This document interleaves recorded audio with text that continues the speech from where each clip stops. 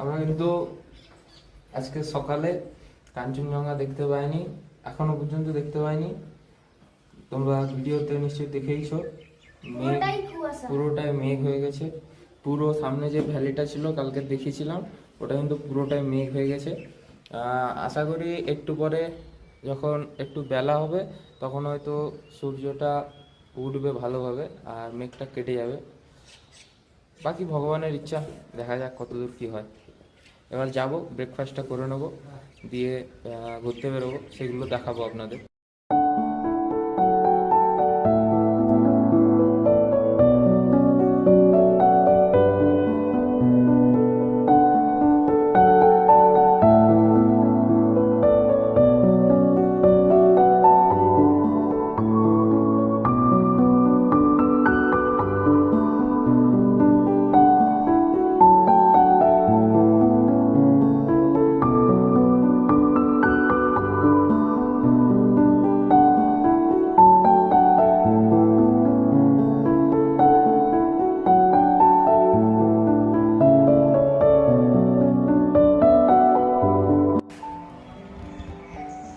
তোমরা গাইস দেখতে পাচ্ছ নাকি জানি না,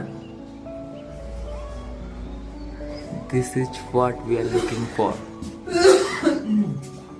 ওই দেখো উপরে, ওই দেখো, ওই দেখো।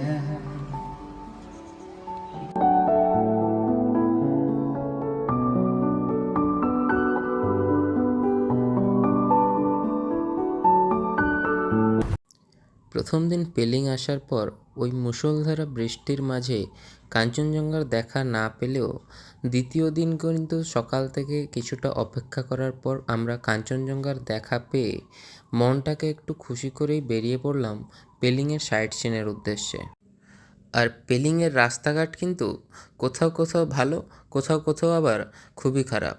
আর কাল বৃষ্টির জন্য এই রাস্তাঘাটে কিন্তু ভালোই জল জমে আছে। তাই পার্সোনাল গাড়ি নিয়ে যদি কেউ এই সিকিমের পেলিং ঘুরতে গিয়ে থাকে তাহলে কিন্তু খুবই সাবধানে চালানোর দরকার আছে। আজ এপ্রিলের 10 তারিখ। পেলিংয়ের টেম্পারেচার কিন্তু এখনও অনেকটাই নিচে। এখন সকাল 10টা, আর এখন পেলিংয়ের টেম্পারেচার প্রায় 8 থেকে 9 ডিগ্রি। রাত্রেবেলায় এই টেম্পারেচার কিন্তু 4 থেকে 5 ডিগ্রিতে গিয়েও ঠেকে। তাই বছরের এই সময় যারা পেলিংয়ে আসবেন তারা কিন্তু শীতের যথেষ্ট কাপড় অবশ্যই নিয়ে আসবেন। আর হ্যাঁ, এখন আমরা যাচ্ছি এই মেঘের বুক চিরে বিখ্যাত পর্যটক আকর্ষণ Pelling sky walk. Pelling sky walk কিন্তু আপার পেলিংয়ের ওই মোড়টা থেকে বেশি দূর নয়, মাত্র 8 থেকে 9 কিলোমিটার। আর রাস্তা খুবই সুন্দর হলেও রাস্তার কন্ডিশন কিন্তু খুবই বাজে, যেটা তোমরা ভিডিওতে দেখতে পাচ্ছ।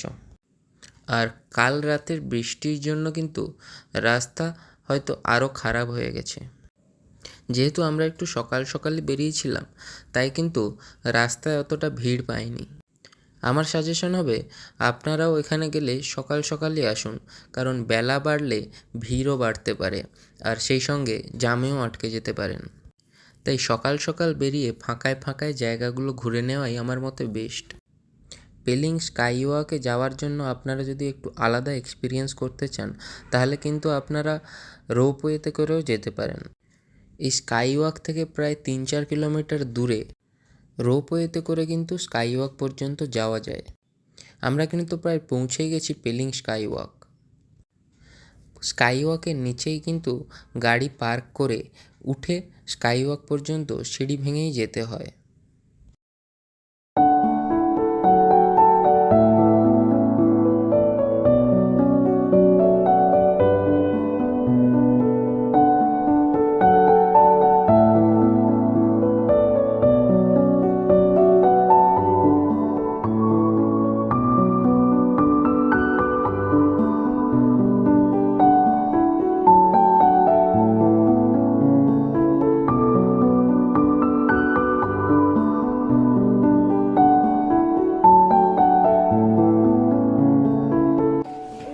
এই যে স্কাই ওয়াকের সিঁড়ি, এই যে স্কাই ওয়াক।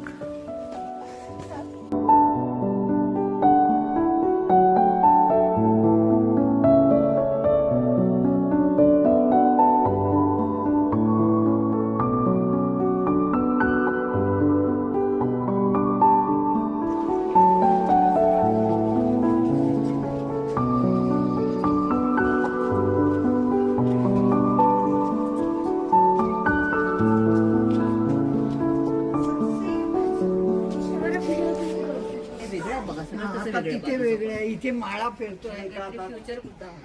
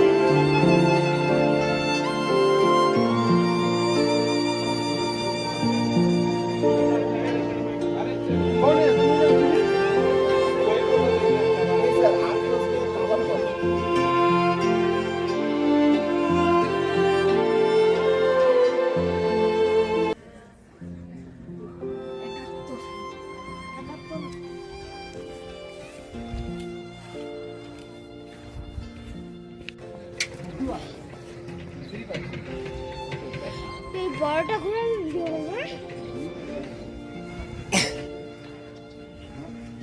আমরা কিন্তু এখন পেলিং স্কাই ওয়াকে এসেছি বুদ্ধ পার্কে। তো এখান থেকে সুন্দর একটা কাঞ্চনজঙ্ঘার ভিউ পাওয়া যায়, কিন্তু এখন আর কাঞ্চনজঙ্ঘা দেখা যাচ্ছে না, মেঘরা সাম্রাজ্য বিস্তারই করেছে।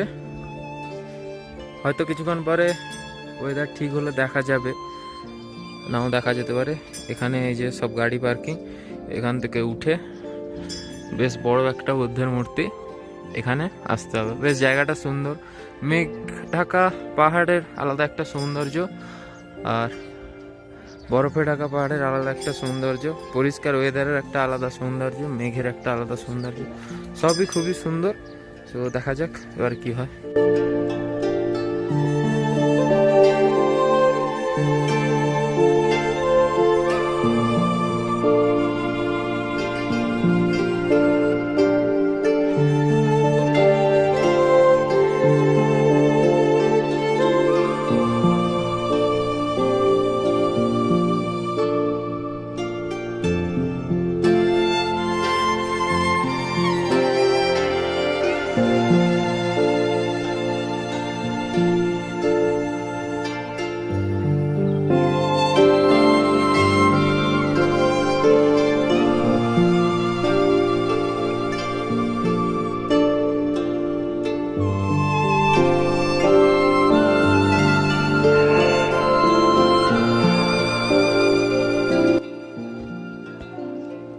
তো আমরা এখন উঠবো এই বুদ্ধ মূর্তির এই জায়গাটায়।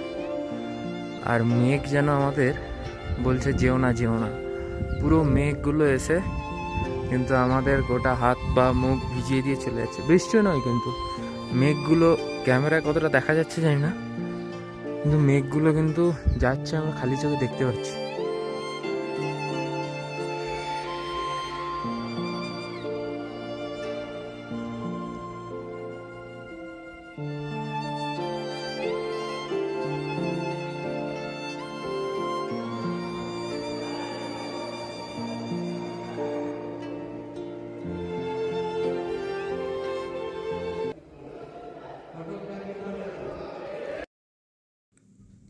এতদিন লোকের মুখে শুনেছিলাম যে পেলিং গেলে স্কাই ওয়াক কিন্তু মাস্ট ভিজিট প্লেস, আর আজ আমিও জোর গলায় বলতে পারবো যে পেলিং গেলে স্কাই ওয়াকের থেকে ভালো প্লেস আর কোথাও হয় না। এই স্কাই ওয়াকে কিন্তু কেবল স্কাই ওয়াক বা বুদ্ধ মূর্তিই নেই শুধু, এখানে রয়েছে চারিদিকে পাহাড়ে বেষ্টিত 360 ডিগ্রি একটা সুন্দর পাহাড়ের ভিউ। আর হ্যাঁ, এখান থেকেও কিন্তু খুবই সুন্দর ক্লিয়ার একটা কাঞ্চনজঙ্ঘার ভিউ পাওয়া যায়। কিন্তু কি করা যাবে, মেঘেরা সেদিন পুরোটাই সাম্রাজ্য বিস্তার করে রেখেছে পাহাড়ের ওপর। আর এখানে কিন্তু এই স্কাই ওয়াকের চারপাশে বিভিন্ন রকমারি ফুল হয়ে আছে, যেগুলো আগে কখনো চোখে পড়েনি। যে সমস্ত ফুল কিন্তু সাধারণত সমতলে কখনো চোখে পড়ে না। আর এই প্রেয়ার ফ্লাগগুলো মেঘেদের সঙ্গে মিশে যে মায়াময় সৌন্দর্য তৈরি করেছে, তা কিন্তু যে কারোর মনকে লোভিত করতে পারে।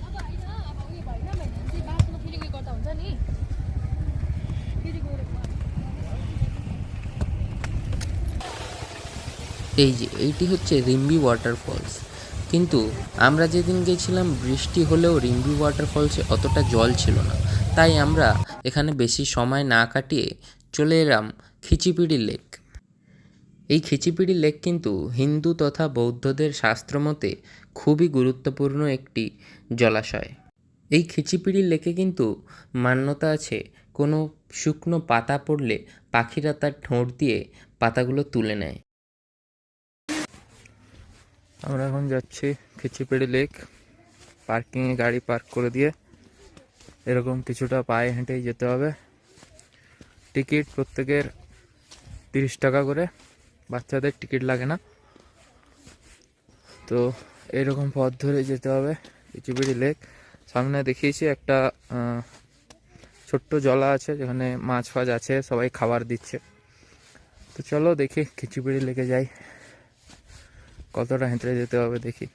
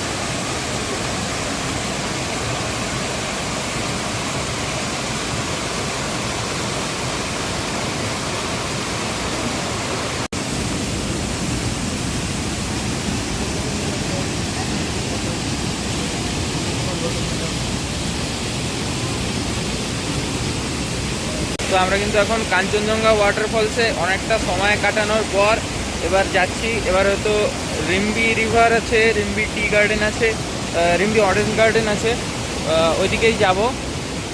তো ওয়েদারটা আবার খারাপের দিকেই যাচ্ছে, তো দেখি কতটা কভার করা যায়। আমরা কিন্তু চলে এসেছি রেইনবো অরেঞ্জ গার্ডেন। যেই সময় আমরা গিয়েছিলাম সেই সময় হয়তো কমলালেবুর দেখা পাওয়াটা খুবই কঠিন ব্যাপার, কিন্তু প্রাকৃতিক সৌন্দর্যের দিক থেকে কিন্তু 10-এ 10 নাম্বার। চারিদিকে সবুজের সমারোহ, বিভিন্ন রকমারি গাছ, রকমারি ফুল, আর নিচেই কিন্তু রিম্বি নদীর গর্জন, আলাদাই এক অনুভব। তো এখন আমরা রিম্বি অরেঞ্জ গার্ডেন পেরিয়ে রিম্বি রিভারের দিকে যাচ্ছি। অরেঞ্জ গার্ডেনের মধ্যে থেকেই রিম্বি রিভারে যেতে হবে। রাস্তা থেকে সিঁড়ি করা আছে, তার দুদিকে ওই কমলালেবু বাগান, আর বাকি পুরো নিচে নেমে গেলে রিম্বি রিভার। নদীটা খুবই সুন্দর। এখন তো গাছে কমলালেবু নেই, তাই নদীর দিকেই এগিয়ে যাই, আর কি করা যাবে। কাঞ্চনজঙ্ঘা ওয়াটারফলসের মতো কিন্তু চাইলেই আপনি এই নদীতে নামতে পারবেন না, কারণ ওয়াটারফলসের থেকে নদীটি বেশ গভীর ছিল, আর জলের পরিমাণও অনেকটাই বেশি ছিল, সঙ্গে স্রোতও কম ছিল না। তাই পর্যটকদের জন্য আগে থেকেই ব্যারিকেড দিয়ে জায়গাটা ঘেরা ছিল। হ্যাঁ, এই ছিল আজকের দিনের আমাদের সাইট সিন। ভিডিওটা ভালো লাগলে অবশ্যই লাইক করে চ্যানেলটা সাবস্ক্রাইব করে দেবেন। নমস্কার।